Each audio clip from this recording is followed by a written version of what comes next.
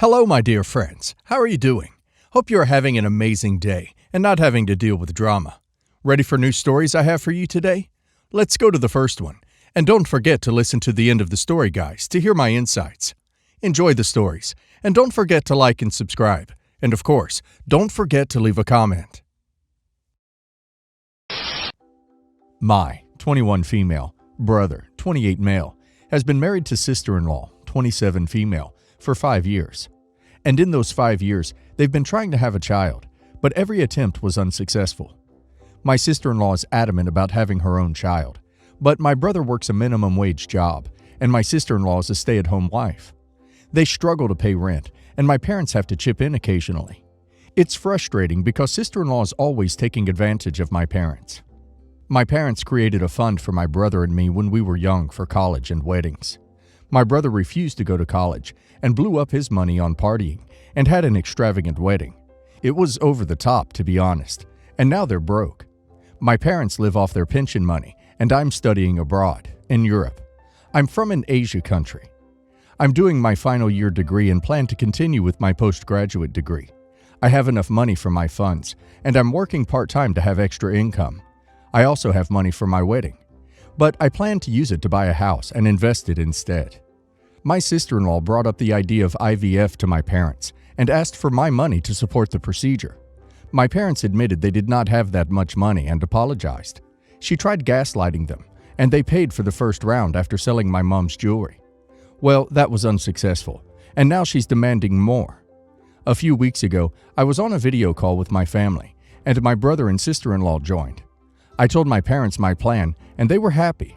Sister-in-law was quiet the whole time and messaged me a few days later, asking how I would support myself financially. Thinking she genuinely meant well, I told her I had savings. She then brought up her IVF treatment and asked me to pay for it because my degree should be enough and a master's is useless. She also said buying a house is not worth it when you're young. I told her to stop taking advantage of my family and not try to scam a 21-year-old. She was offended and told me to put family first because her having a daughter would be more suitable for the family than me buying a house or continuing my studies. I brought up her financial status and told her to stop trying for a child when she's broke and has to beg people, especially a 21-year-old and older people, for money. Well, stuff hit the fan because her side of the family is calling me a spoiled brat, and my brother wants me to apologize to his wife. My parents, who are afraid to voice out, are glad I did, but think I could have done it differently. Am I the a-hole? Not the a-hole. It's ducking selfish to choose to bring someone in the world you can't afford to support. Cycles of leeches. Not the a-hole. Oh God, what a monster for a sister-in-law. Please continue to tell your parents they need to stop funding this witch. She's a stay-at-home wife when her husband can't even support that. No one needs to be helping them. They need to get their crap together before having a baby. Not the a-hole. Gotta love how what's suitable for the family exclusively means what's suitable for her. In the future, OP, don't show your plans with people who have already shown you they are entitled. They only view it as an invitation to ask you for more. My 23-year-old late mom died over 10 years ago, and over 9 years ago, my dad, 49 years old, remarried my stepmother. My stepmother and I were never close. I missed my mom like crazy and would try to talk to my stepmother about her, but she didn't seem interested. Every time my mother was mentioned, she'd stop engaging in conversation and just go on her phone or walk away. When I was 17, my grandmother told me that she was creating something special for my 18th birthday. I asked for a hint, and she said it had to do with someone I missed a lot. That night, I cried a lot. I knew she was going to create something to do with my mother. A while after that, my dad called me. He said he had some bad news while sniffling. He said that my stepmother threw away all my mom's possessions. Not one thing was left. Not even sentimental items. I started crying, and my dad comforted me over the phone and then started crying with me. I know you aren't supposed to make major decisions when you are emotional because it can lead to reckless behavior, but I was so mad and sad that I decided to drive to my dad's house. My grandmother opened the door, but I just walked past her. I went straight to my stepmother. I started yelling at her, calling her something along the lines of jealous and vindictive. I said a lot of vile words. I told her I never wanted to talk to her again. She tried to apologize, but I just blocked out everything she was saying. I ignored what everyone was saying and just left. Since then, my half-brother was born. I have nothing against him, but I barely visit him. My dad forgave my stepmother, but I can't. My family recently had a get-together and asked if I would be coming. I asked if my stepmother would be there, and my aunt said yes. I then declined.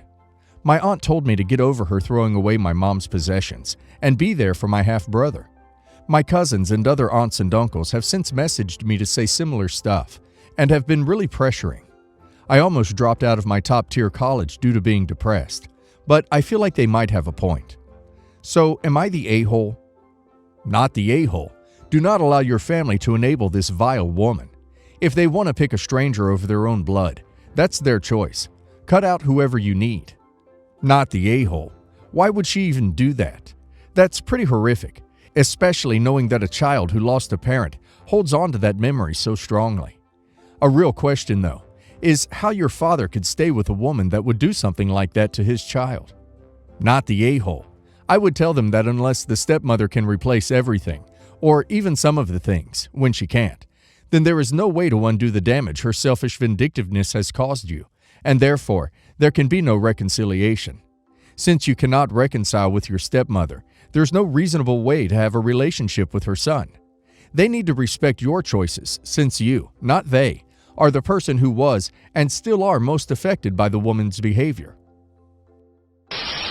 My husband, Leon, 33, passed away 2 years ago during virus time. He was a great man, and it took me a while to move on from his loss. Leon grew up in a very nasty environment and started really young in some illegal activities that gained him a lot of money. He flew from his family in his teen years and came to our country where he started again, this time with an honest job. He got an education and everything, and we married in our late 20s. When his career was taking impulse and he was earning a really nice salary, far away from his initial business, having grown in something similar to American foster care, I didn't have any family, so I loved to hear him fondly talk about his mother and siblings, wishing one day he could go back and set things right.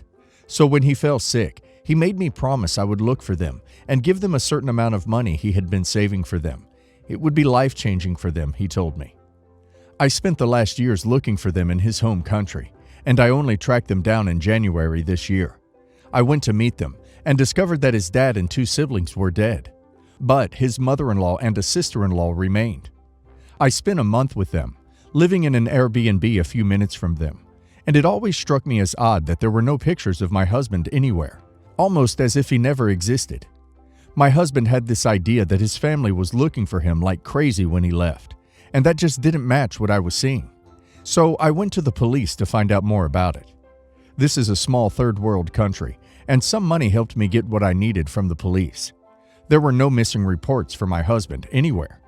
I confronted my mother-in-law about it a few weeks before my visit was over, and seeing that she had no room for more lies, she admitted they never looked for my husband. They were glad that he left because he ate too much, they said, and that allowed them more food for the youngsters. I was furious. All the things my husband feared, like breaking his mother's heart, were void. They were more worried about the food than about him. I left the country without giving them the inheritance he left for them. I didn't think they deserved it, not after that. I didn't spend it, of course. I kept it untouched, looking for the right time to help someone who actually needs it, because that is what my husband would have done. 2 weeks ago, my sister-in-law contacts me, says that mother-in-law is sick, and she needs some help to get them to a better hospital. And can I send some money? It enraged me, because they never filed a report for the missing child, but now the daughter-in-law he left is good enough to help them? I haven't replied to her yet. I keep thinking, and today she sent another text, more urgent, saying mother-in-law really needs help. Am I the a-hole for doing this? Holding on to a grudge for my dead husband? Not the a-hole. No doubt they would have looked for him years ago if they'd known he had cash. Don't give them anything. Mother-in-law is probably not even in the hospital. I know parents like this. The sons are cash cows. The daughters are servants. There will always be something to pay for that they couldn't possibly afford without you. If you give them anything, they will never let go. They're not your problem, and you should make sure it stays that way. No judgment, but when parents are so poor that an older child leaving allows more food for younger children, there is no money for medical care, and one parent and two more kids die, people think differently than you would. If they had found him, what would have happened? They had no money to even look. In places where poverty is so big, it is not uncommon for kids to be making their own way in their teens. I'm not making excuses for them. I'm just saying that what they think is shocking isn't what you think is shocking. Not the a-hole, as long as you know in your heart that your husband would not have given them money had he met them himself. If you think he still would have given them money, then you should as well. Otherwise, duck them. I, female 37, and my ex-husband, male 35, have a daughter, female 12, divorced 5 years ago. Back when we were married, we moved overseas for his career, as he was earning way more than me. I couldn't live overseas because I was missing my family back home, so I moved back with our daughter and got divorced. We had many issues, non-existing S-life, and all my ex-husband cared about back then is his work and video games. He stayed overseas. I have full custody of our daughter, and he visits her as much as his job allows. He provides for her financially, provides health insurance. My ex remarried 2 years ago to female 27. He obsessed with his new wife. They had a lavish island wedding. He proposed with giant diamond ring.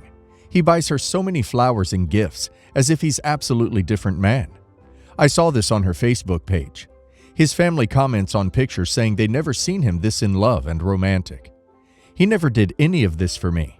She is Eastern European, and she didn't have visa to come to US up until this year. They coming together soon, and my ex wanted to introduce our daughter to his new wife. But I discovered her professional social media and found out she's lingerie's model. She has a lot of revealing photos and videos with dozens of millions of views. I told my ex there is no way I'd allow our daughter to meet her. I don't want this indecent woman to influence my daughter. My ex says I'm an a-hole because they're now married, and if our daughter to come to his house, she will have to meet his wife. Also, since she has visa, they want to take trips sightseeing country, and when stepdaughter is older, she might want to visit big cities and big famous places with them. I told him no, and if he brings our daughter around his wife, I will only allow him to meet daughter if supervised by me or my family. I told about this to my father and stepmother, and my mother says that I am the a-hole, and my ex is capable to decide if this person should be allowed around our daughter. Am I the a-hole? You're the a-hole. Your jealousy is splashed all over this post.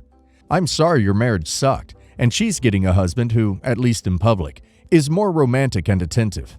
That's got nothing to do with this, but it's very telling you added all that. She modeled. So do lots of people. That doesn't mean they're not fit to be around children. You shouldn't let your jealousy and resentment keep your daughter from having this relationship with her dad and his new wife. You're the a-hole. Honest title. My ex-husband is with a younger woman and treats her better, and I'm jealous. Should I punish him the only way I can, with restricting visitation? You're the a-hole. You are doing this out of spite and jealousy, not out of concern for your daughter or her influences. You are upset because he has moved on. The divorce was 5 years ago, and it sounds like you both played a part in the why of the marriage ending, and you have not moved past it. He provides, he visits often, and would likely have joint custody if you lived in the same country. You left the country with the child, which is why you have custody. Your daughter is getting older and is going to want to go on trips and have time with her dad and stepmom without you controlling that time. You aren't doing her any favors. You are actually creating a situation where your daughter will want less to do with you as time goes on. This is all centered around my husband's family. Names are fake, but the situation is unfortunately real. Adam, dear husband's brother, Sarah, his fiancée, and Zoe, dear husband's sister. We are all ethnically South Asian, and it's traditional for the groom's parents, and sometimes other immediate family, to give gifts of gold to the bride. I've been married into the family for 8 years. My brother-in-law Adam got engaged a couple of months ago to a woman he's been with for like a year, who is Sarah. When I got married, I wanted a specific engagement ring style. My husband wanted another, so my mother-in-law gave me 2 0.5 carat diamonds from one of her rings as a compromise, so we could make a hybrid design. She told me this would count as part of my gift of gold. I recently got a new ring as a combined birthday, anniversary, push, present upgrade, and I tend to wear the new ring more. Sarah is unhappy with the ring Adam got her.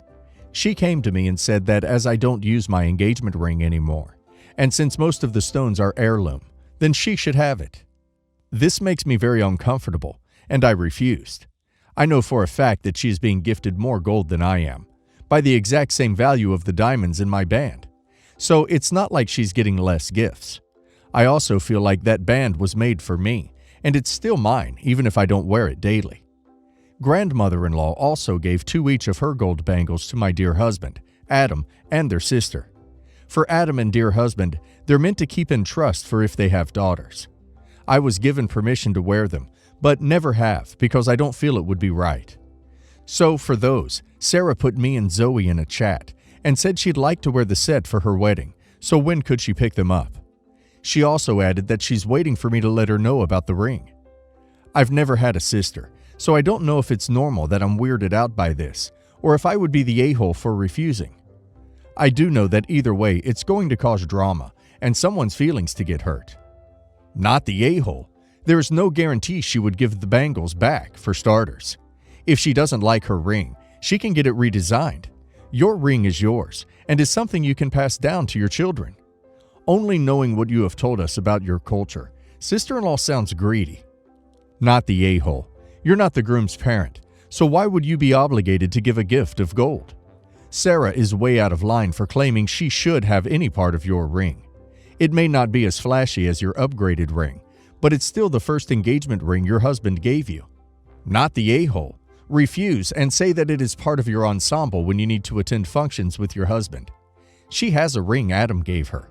She should suck it up and not covet other people's stuff. Do you have any children? If yes, state that you are going to pass it down the line of your children.